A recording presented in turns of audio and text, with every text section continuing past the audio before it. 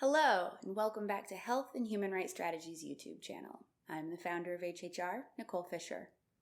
Welcome back to those of you who have been watching our videos until now, and for those of you who are new, make sure to click that subscribe button and send us all of your public health questions. This week, we wanted to address something that you've been asking about on social media: screen time. It's why you're here, watching videos. But the average American consumes 5 times more information today than they did 50 years ago. And up to 12 hours a day of that is on screens, whether it's a tablet, a phone, a computer. And so we wanted to make sure that you know just how this is affecting your physical and mental health. Here are a few things you need to know about your screen time. The average brain can process about 120 bits per second. What it does is filters what information is important and what is not. Think about how you can drive a car all the way home, and when you arrive, you don't remember all the details of the scenery. Sadly, shifts about what is important to developing minds is changing as the brain is filtering more and more information from screens.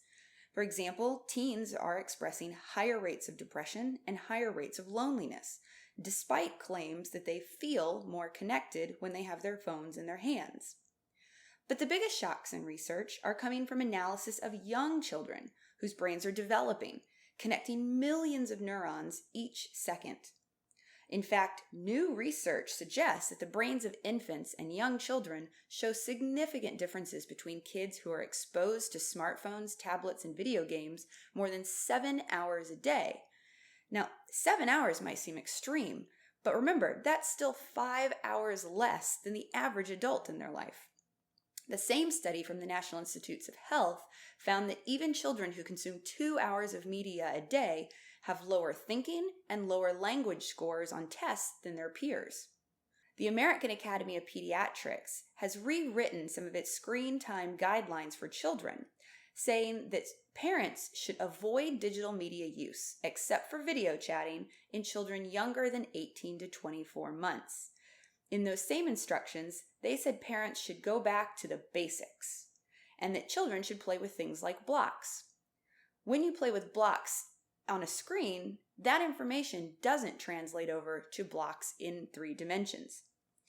Even in economically challenged households, babies and very young children are consuming more digital technology than ever. This is despite decades of data supporting the need for close interpersonal contact with young people, and many population-based studies showing links between the amount of screen time young children have daily and increased body mass index, fewer minutes of sleep per night, and delays in cognition, language, and social emotional development.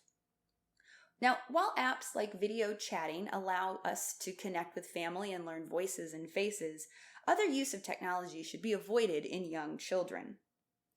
With the average American spending more than 12 hours a day looking at a screen, a tablet, or a phone, we need to be very proactive to put those down and spend time with our family. So unless you're here on YouTube watching videos about public health on HHR Strategies channel, make sure that you take time for yourself, and your mental health and physical health will thank you.